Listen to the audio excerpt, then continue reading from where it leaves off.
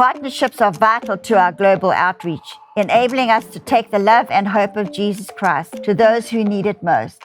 Our Boots on the Ground Partnership Program physically ministers to those in desperate situations all over the world. The Israel Partnership furthers Kim's legacy of outreach to Israel and Jewish people worldwide. We invite you to become a partner today.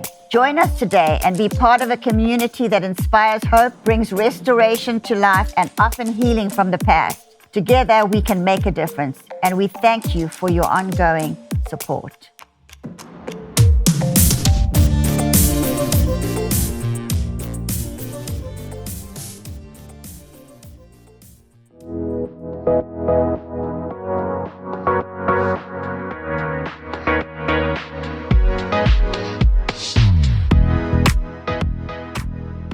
Welcome to Real Life, Real Faith, where we are discussing real topics and applying real faith to those. I'm here with Christy and Pastor Fa, and this week we are jumping in with the topic, is tithing the language of trusting God?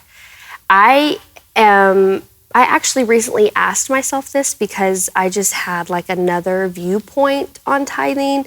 So that's where I'm asking you and y'all the same question. So like tithing, it's the start of a new year. So I'm like, we're going to continue tithing. Let's do that. And then it just like became, and I'm like, is this just tradition? Mm.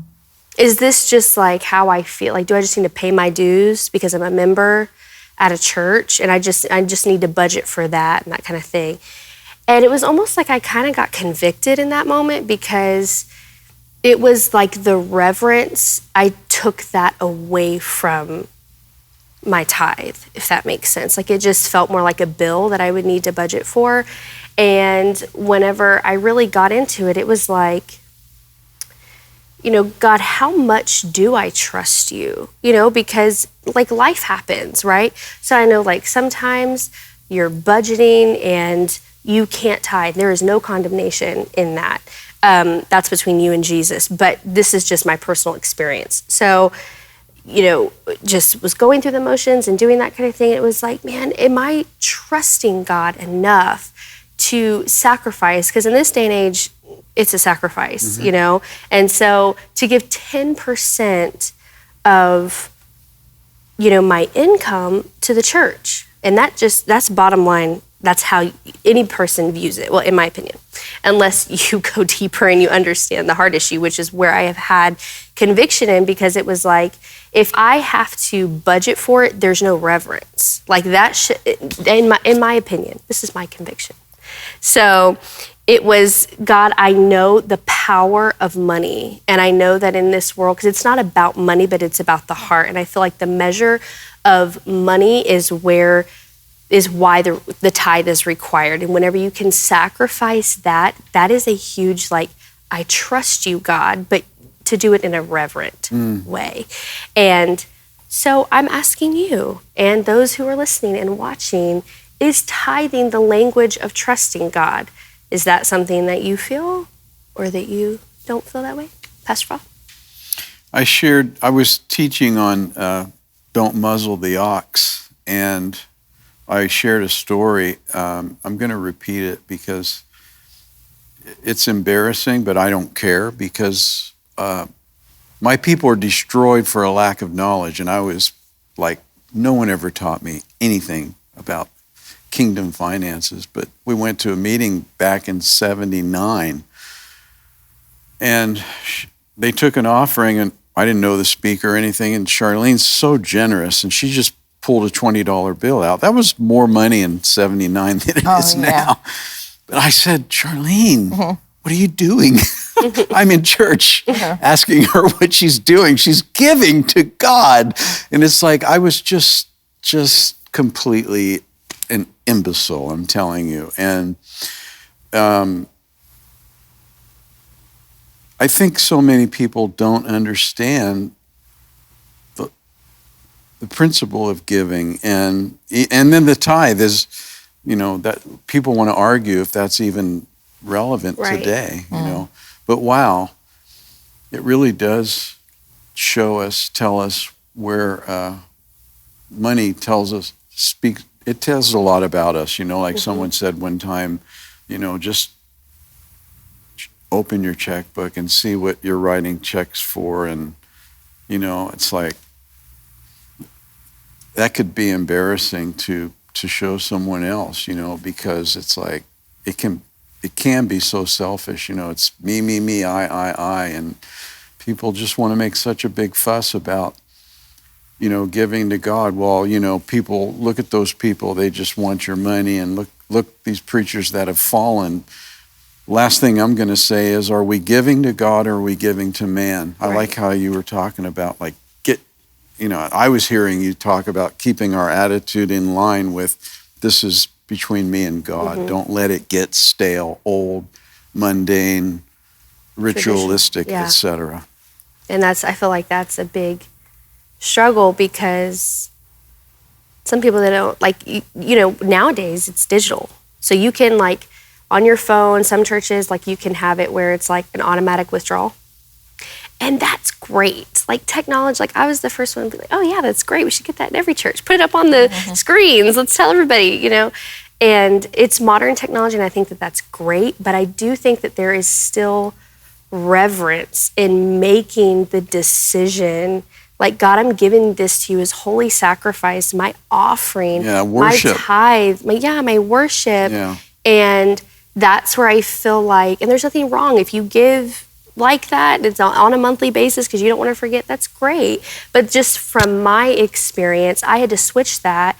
And, even sitting in my seat, I would just, like, text it, and other people, they could bring it to the front. So what we did at my church, and you can bring it to the front and put it in the buckets and stuff like that. And, I just got comfortable, and I was like, oh, I'll just, like, send it through, like, Cash App or, whatever, through my phone, pay online. And it was like, this is my personal conviction. And God was like, why aren't you going to the altar and just going to present, even though technology should not hinder your presentation to the Lord. Yeah. And I think that it does come down to a heart situation, and that's where I'm coming from. The thing that I always think about with this, because again, I think in my youth, I was full of zeal and had a lot of compassion in some areas and was just a total hardhead in other areas.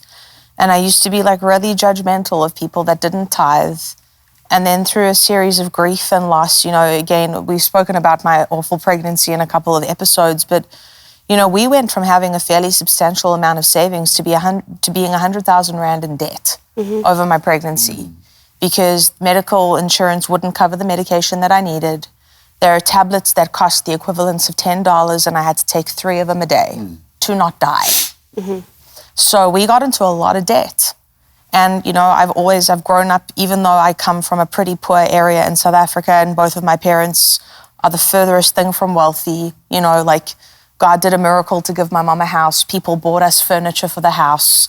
I went through many years of living on beans on toast. So I'm not somebody that comes from a lot of money. I've never had a lot of money. Like, I'm not that person, but it was kind of automatic to me to just give. And I would feel really judgmental towards people who didn't. And then I started feeling the reality of debt and the reality of struggle even more so.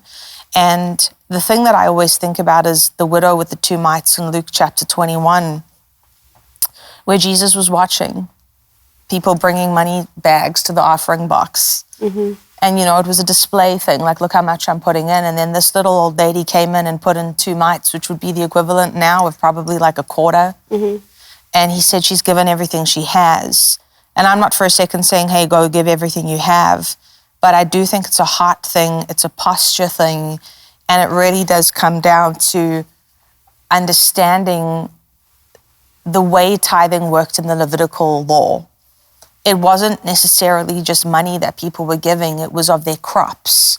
It was of their animals. It was so much more than just coming and dumping some money in a box. It was every element of it. And I know that that's sometimes what we use to explain the importance of serving in church is like, well, you can give of your tithe. And the reality is a lot of people are struggling. The economy is really hard, which is why one of my favorite things Kim ever spoke about was the $5 in your face offering. And it was really something that was very powerful that I lived by, because I was basically not earning anything for quite some time. And I spent a lot of my time volunteering at a church without getting paid and working more than the staff who were being paid. And I had my tenure of being paid, but it was still nothing compared to what a lot of other people were making. But the reason that I loved that is because it's a posture thing. And it is, I think one of the biggest issues we have across the board is trust. And it's going, well, God, it might not be a lot, but I'm giving what I can. I'm giving what I have to give. And it is a sacrifice and it is a struggle. And I'm going to give this and not go eat out. Or I'm going to give this and not be able to go do this thing with my friend.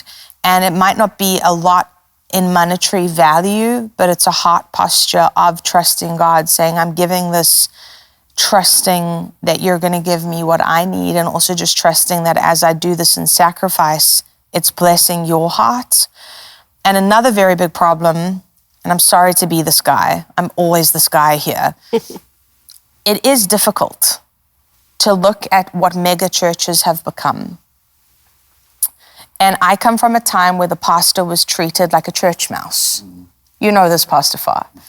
The pastor was expected to live in a horrible little apartment, not have anything, drive a clapped out old car, drive in a lemon, as it were, a real lemon, Pastor Farr, not a 65 bug that's beautiful and it's hot.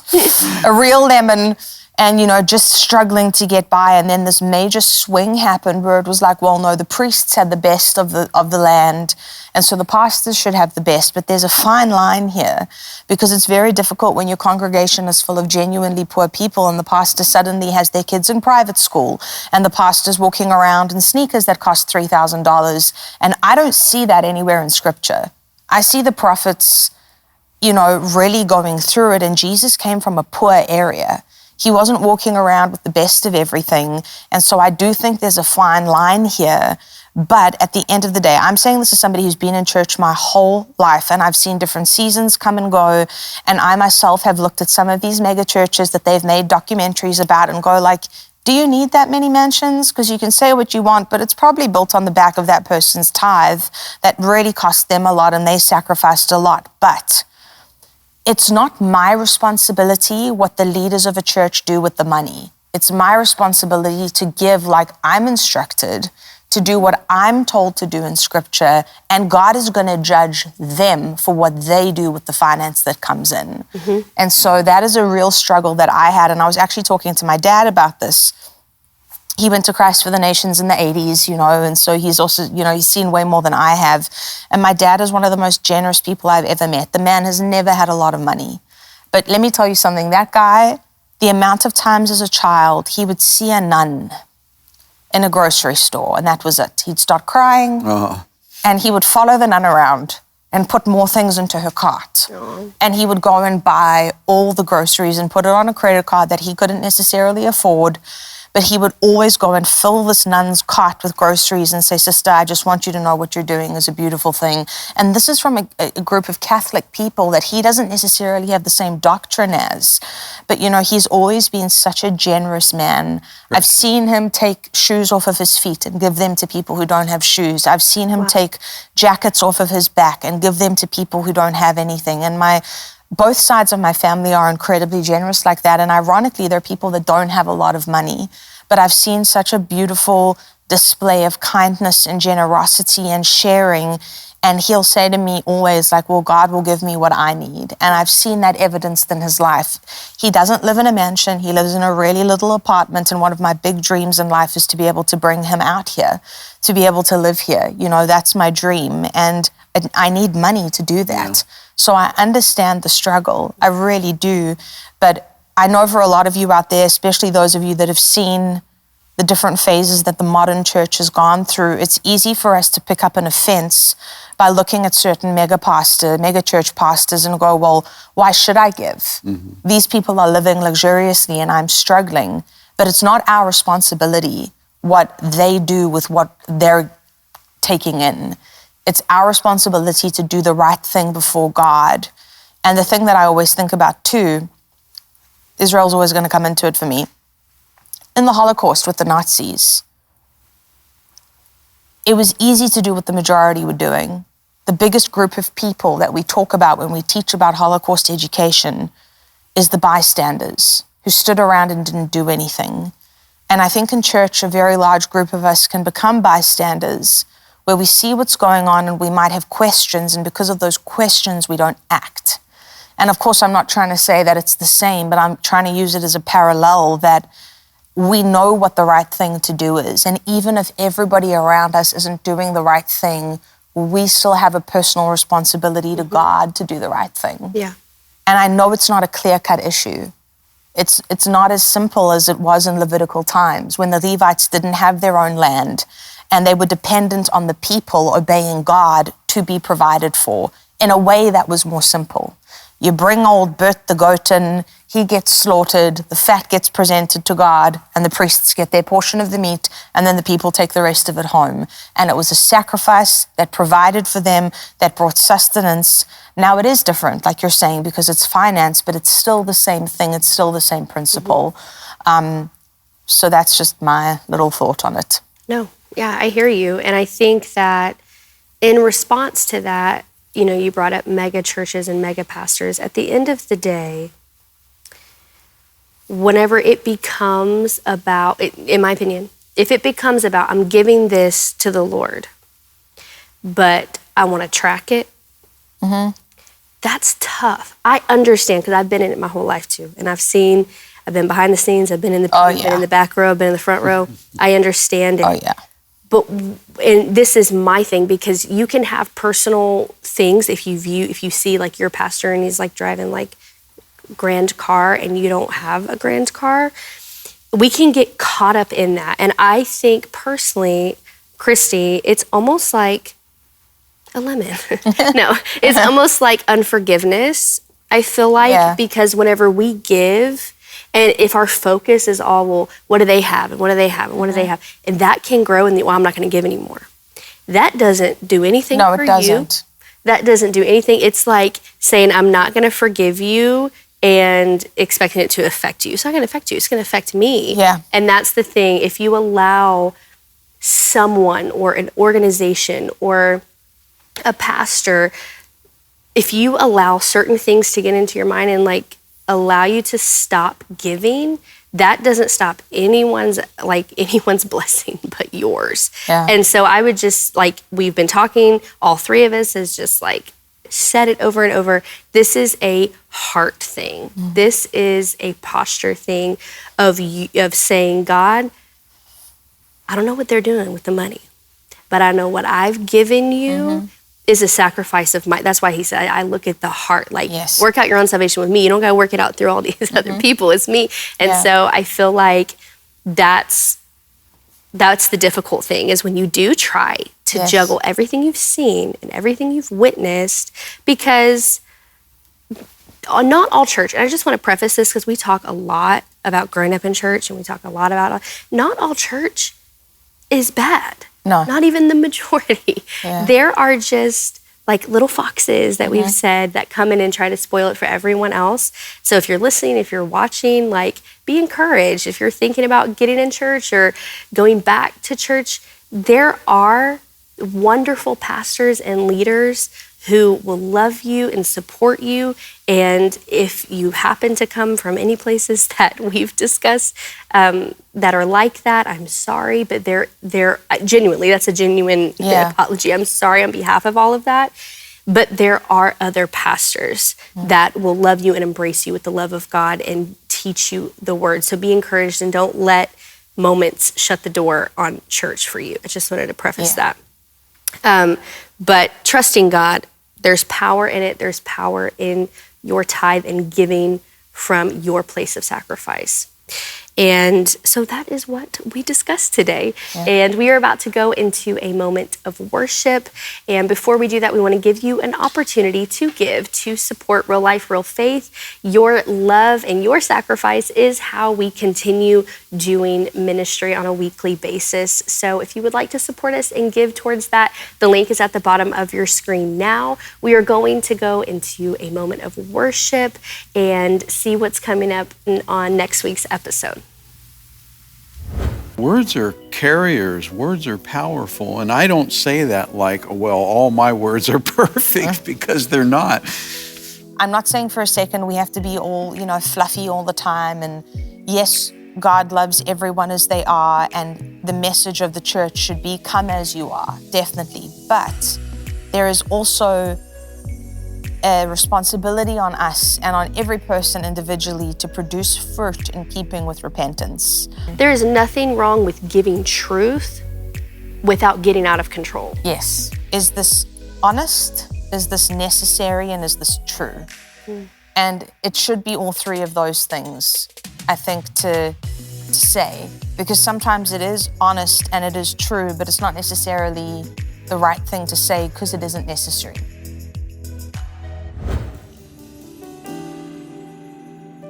We love you, Jesus. Take over this space. Do what you want to do.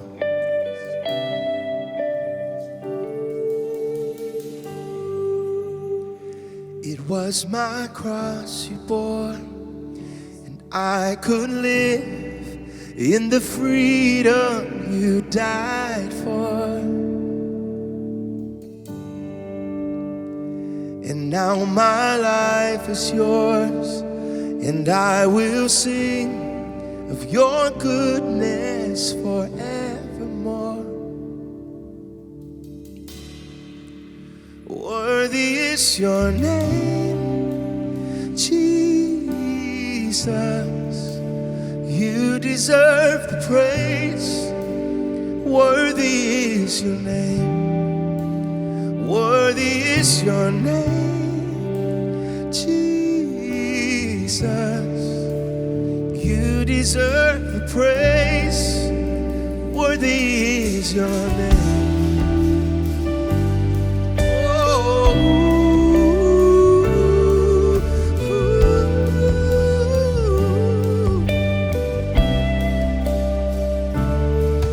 we say.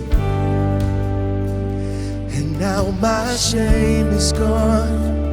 I stand amazed in your love undeniable.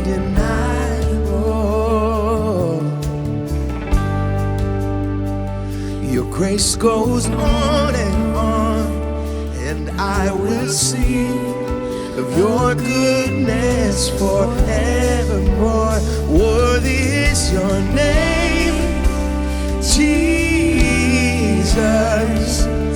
You deserve the praise.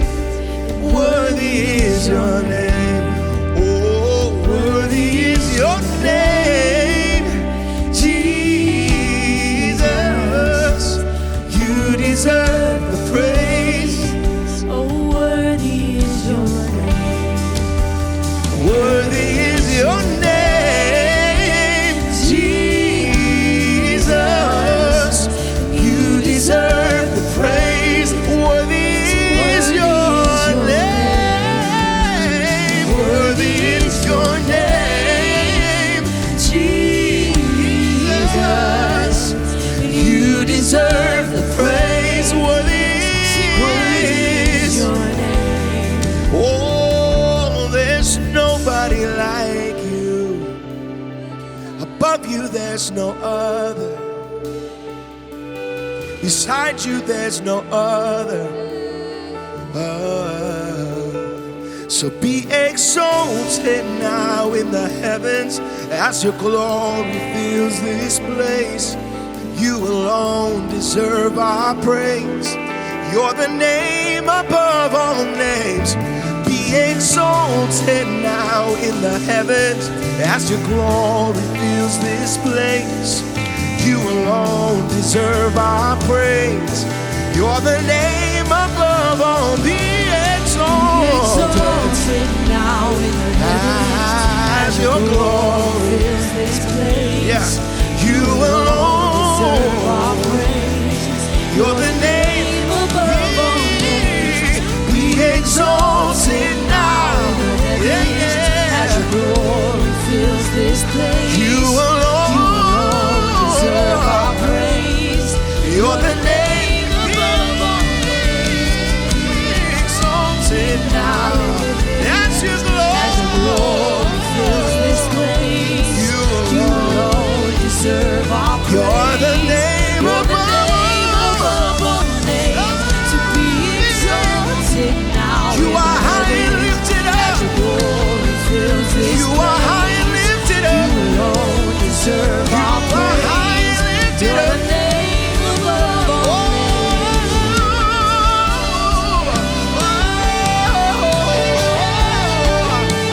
There's nobody like you. There's nobody like you.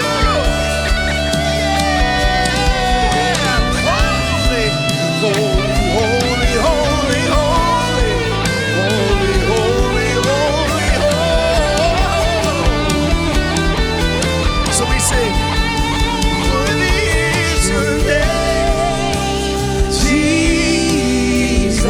You deserve, yeah, praise, and worthy is your name. Sing, worthy is your name. Yeah, yeah, yeah, yeah. Jesus, and you deserve praise, and worthy is your name. Be exalted now in the heavens as your glory fill this place. You alone deserve our praise. You're the name above all names. Be exalted now in the heavens as your glory fills this place. You alone deserve our praise. You're the name above all. Be exalted now. Yeah, yeah, yeah, yeah, yeah, yeah. Elohim, El Shaddai, have your way. Be exalted now in the heavens as your glory fills this place. You alone deserve our praise. You're the name above. Be exalted. Be exalted now in the heavens in our lives. This place, you alone deserve our praise. You're the name above all names. Be exalted now in the heavens. That's your glory. You alone deserve our praise. Worthy is your name.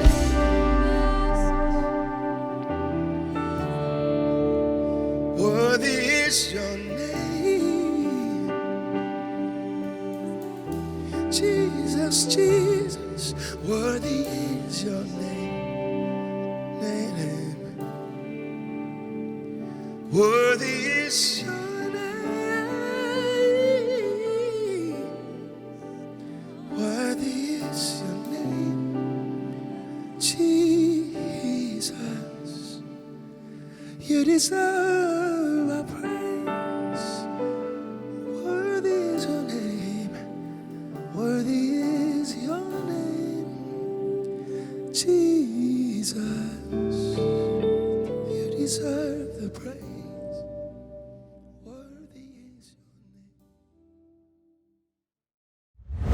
When I started MyPillow, it was just a problem solution one product company. Well, since then, with the help of my dedicated employees, we now have hundreds of products, some you might not even know about. To get the word out, we're having a $25 extravaganza. 2-pack multi-use MyPillows, $25. MyPillow sandals, $25. And for the first time ever, our 6-pack towel sets, you guessed it, just $25. Our brand new 4-pack dish towels, $25. And I've never done this before. Premium My Pillows with all new Giza fabric, any size, any loft level, even king size for only $25. And there's so much more. So go to mypillow.com or call the number on your screen. Use your promo code for our $25 extravaganza. Order $75 and over. Your entire order ships absolutely free. We here at the House of Destiny are partnering with you to let our viewers, of course, know about your company. It's Beverly Hills Precious Metal. Andrew, explain how that works. So I'll walk you through it right now. So if you go to BHPM.com, right there on the homepage, you'll see a form that you could fill out. And that form is very important in letting us know how we can help you. So you just put in your first name, last name, email address, phone number. There's a section that says, how did you hear about us? And in there, put Kim Clement. And then there's a portion where you could write a couple of notes down on the bottom. Usually within about 24 to 48 hours, we'll contact you by phone call, and then we'll go over everything with you. This isn't a high pressure deal. We always recommend that if you feel uncomfortable, take a step back, pray about it. You will gain the answers that you need by doing that, and come back to us when you're comfortable.